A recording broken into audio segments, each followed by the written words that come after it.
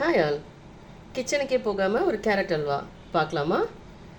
இது வந்து cook book, Manisha ma'am எழுதின குக் புக்கோட ரெசிபி தான் இது. ஸோ என்ன எடுத்திருக்கோம் அப்படின்னு பார்த்தா கேரட் எடுத்திருக்கோம், ஒரு கப். அதை இதில் ஆட் பண்ணிக்கலாம். அதுக்கப்புறமா பொடி பண்ணி வச்ச முந்திரி, அதுக்கப்புறம் மஸ்க் மெலான், அதாவது நம்மளுடைய கிருணி பழத்தோட விதையோடைய சீட்ஸ் இருக்கு இல்லையா, அந்த சீட்ஸ் இருக்கு இல்லையா, அதை வந்து அரைச்சி வச்சுருக்கேன். ஸோ இதை வந்து ஆட் பண்ணிக்கலாம்.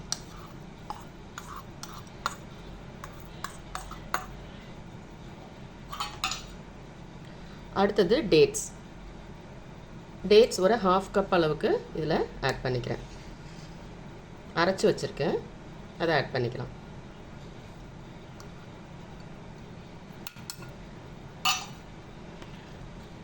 இதுக்கப்புறமா தேங்காய், துருவின தேங்காய், இது கூடவே கொஞ்சமாக ஒரு பிஞ்ச் ஏலக்காய் தூள். அவ்வளோதான். இது எல்லாத்தையும் மிக்ஸ் பண்ணி ஒரு 2 hours ஃப்ரிட்ஜில் வச்சு நம்ம வந்து சர்வ் பண்ண போகிறோம். 2 hours கழித்து எப்படி இருக்குன்னு பார்க்கலாம். ஓகே, 2 hours அப்புறமா நம்மளோட ஃப்ரிட்ஜில் வச்ச அல்வா ரெடி ஆகிடுச்சு. டேஸ்ட் பண்ணுறதுக்கு இப்போ எல்லாருக்கும் கொடுக்கலாம். ஃபஸ்ட் யாருக்கு கொடுக்கலான்னா நம்ம ரவி சார், 2 ரவி சார் இருக்காங்க இன்றைக்கி. ஃபஸ்ட்டு டேஸ்ட் பண்ணிவிட்டு சொல்லுங்கள்.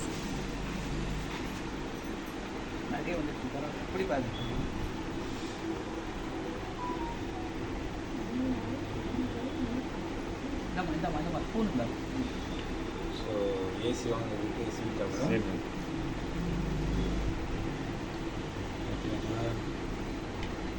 சூப்பருங்க, ஃபஸ்ட்டாக தான் இருக்குது.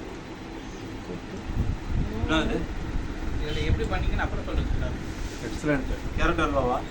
Carrot halwa, no oil, no boil, no stove. No ஆயிலா? நல்லா இருக்கு. கிச்சனுக்கே போகாமல் கேரட் அல்வா. ஹால்லே உட்காந்து செஞ்சுக்கலாம். ஆமாம், ஏசி போட்டு ஜாலியாக உட்காந்து செஞ்சுக்கலாம். ஸ்ட்ராபெரியா ஆல் ப்ரோவா? கேரட், அது மட்டும்தான். கேரட், டேட்ஸ், முந்திரி, ஏலக்காய். ஏலக்காய் நல்லா இருக்கு.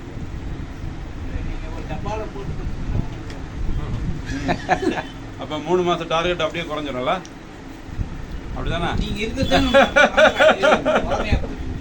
3 மாதம் டார்கெட் எப்படி க்ளோஸ் பண்ணலான்னு பிளான் பண்ணிட்டுருக்காரு. எல்லாம் வாங்கி வச்சு கேரட் அல்வா டெய்லி போன போட்டு தொந்தரவு பண்ணுறேன் சார். சொல்லுங்க, ஏதாவது சாப்பிடுறீங்களா இல்லையா?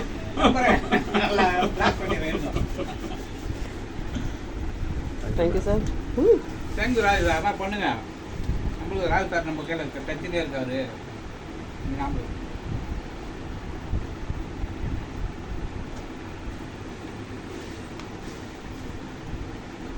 வச்சுக்கிறேம்மா.